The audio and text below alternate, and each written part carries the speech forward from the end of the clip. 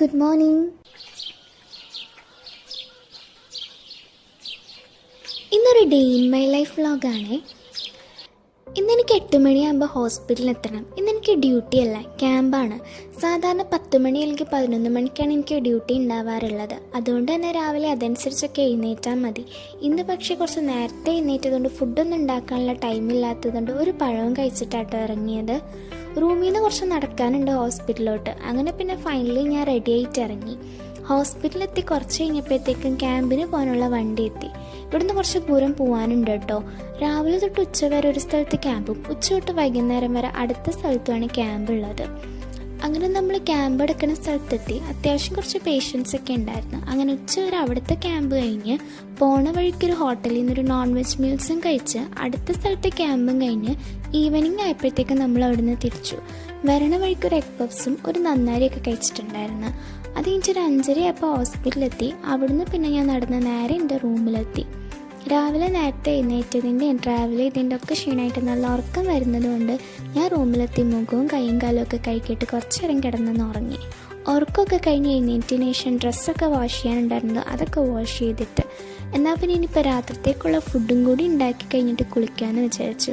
രാത്രിത്തേക്ക് ഇപ്പോൾ എന്താ ഉണ്ടാക്കാമെന്ന് ആലോചിച്ചപ്പോഴാണ് കിഴങ്ങിരിക്കണേണ്ടത്. എന്നാൽ പിന്നെ ചപ്പാത്തിയും കിഴങ്ങ് വെച്ചിട്ട് എന്തെങ്കിലും ഉണ്ടാക്കാമെന്ന് വിചാരിച്ചു.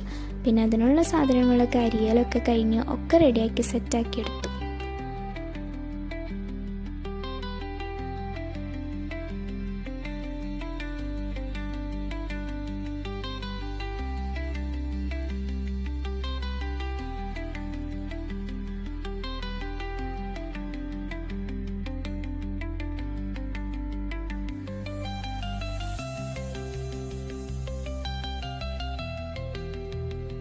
അങ്ങനെ കറിയൊക്കെ റെഡിയാക്കി എടുത്തതിന് ശേഷം പിന്നെ ചപ്പാത്തി ഓരോന്ന് ചുട്ടെടുത്ത് തുടങ്ങി കേട്ടോ. ചപ്പാത്തിൻ്റെ ഷേപ്പൊന്നും ആരും നോക്കണ്ട, എനിക്കിങ്ങനെയൊക്കെ പരത്തിയേ വരുള്ളൂ കേട്ടോ. പിന്നെ ഷേപ്പിലല്ലല്ലോ കാര്യം. അങ്ങനെ അതൊക്കെ കഴിഞ്ഞിട്ട് ഞാൻ വേഗം പോയി കുളിച്ച് ഫ്രഷപ്പായി വന്നു കേട്ടോ. കുളിയൊക്കെ കഴിഞ്ഞതിന് ശേഷം പിന്നെ കുറച്ച് നേരം ഫോണിൽ റീൽസൊക്കെ കണ്ടുകൊണ്ടിരുന്നു. റൂംമേറ്റുകളും കൂടി വന്നതിന് ശേഷം ഒരുമിച്ചിരുന്ന് ഫുഡ് കഴിക്കാമെന്ന് വിചാരിച്ചാൽ അവളെയും വെയിറ്റ് ചെയ്തിരുന്നിരുന്നു. അവളെ കാണുന്നില്ല. ലാസ്റ്റ് എനിക്ക് വിശപ്പ് സഹിക്കാൻ പറ്റാത്തതുകൊണ്ട് പിന്നെ ഞാൻ പോയി ഫുഡ് എടുത്ത് കഴിച്ചു.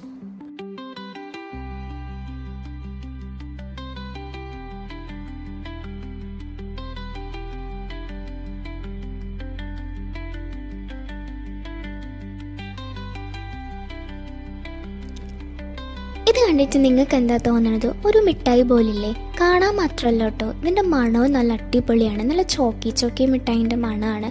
പക്ഷേ ഇതൊരു ടാബ്ലറ്റാണ്. എൻ്റെ 2 തമ്പും കണ്ടോ? നിങ്ങൾക്ക് അതിനും കാണുമ്പോൾ ഒരു ഡിഫറൻസ് തോന്നുന്നില്ലേ? ഒരു തമ്പ് കുറച്ച് നീരായിട്ട് കുറച്ച് കളറൊക്കെ ഡിഫറെൻ്റ് ആയിട്ടുണ്ട്. ഒന്നുമല്ല, സംഭവം ഒരു ഗേറ്റിൻ്റെ ഇടയിൽ പെട്ടതാട്ടോ. ഫ്രാക്ചർ ഒന്നുമില്ല, പക്ഷേ സംഭവം എനിക്ക് വിരൽ മടക്കാൻ തീരെ പറ്റുന്നുണ്ടായിരുന്നില്ല.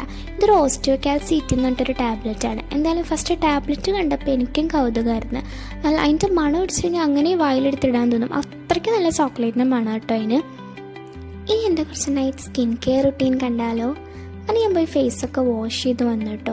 ഇത് എക്സീലിൻ്റെ ഒരു മോയ്സ്ചറൈസറാണ്. ഓയിലി ആൻഡ് ആക്നെ പ്രോൺ സ്കിന്നിന് വേണ്ടിയിട്ടുള്ളതാണ് കേട്ടോ. എൻ്റെ ആക്നേൻ്റെ ഇതുമായിട്ട് ഞാനൊരു ഡെർമറ്റോളജിസ്റ്റിനെ കൺസൾട്ട് ചെയ്തപ്പോൾ എനിക്ക് അവർ തന്നതാണ് ഇതൊക്കെ. ഞാനിപ്പോൾ യൂസ് ചെയ്യുന്ന എൻ്റെ ഫേസ് വാഷ് തൊട്ട് സൺസ്ക്രീൻ വരെ എല്ലാം എനിക്കിപ്പോൾ ഡോക്ടർ എന്ന പ്രോഡക്ട്സാണ്. എന്തായാലും യൂസ് ചെയ്തിട്ട് എനിക്കിപ്പോൾ നല്ല ഡിഫറൻസ് ഉണ്ട്. കംപ്ലീറ്റ്ലി മാറിയിട്ടില്ലെങ്കിലും മുന്നത്തേക്കാൾ ഇപ്പോൾ നല്ല ഡിഫറൻസ് ഉണ്ട് കേട്ടോ. പിന്നെ അത് കഴിഞ്ഞിട്ടൊരു സീറോ അപ്ലൈ ചെയ്യാനുണ്ട്. ഇത് നൈറ്റ് മാത്രം കേട്ടോ ഈ സീറോ ഉള്ളത്. ഒരു സെബോളിക്കിൻ്റെ സാലിസിലിക് ആസിഡിൻ്റെ സീറോ ആണ്. ആക്നെയുള്ള സ്പോട്ടിൽ മാത്രം അപ്ലൈ ചെയ്താൽ മതി. സത്യം പറഞ്ഞാൽ ഈ ഫേസിൽ ആക്നെയൊക്കെ വന്നു തുടങ്ങിയതിന് ശേഷമാണ് കേട്ടോ ഞാൻ സ്കിൻ കെയർ ഒക്കെ ചെയ്തു തുടങ്ങിയത്. അതിനു മുന്നേ അങ്ങനെ സ്കിൻ കെയർ ഒന്നും ചെയ്യാത്ത ഒരാളായിരുന്നു ഞാൻ.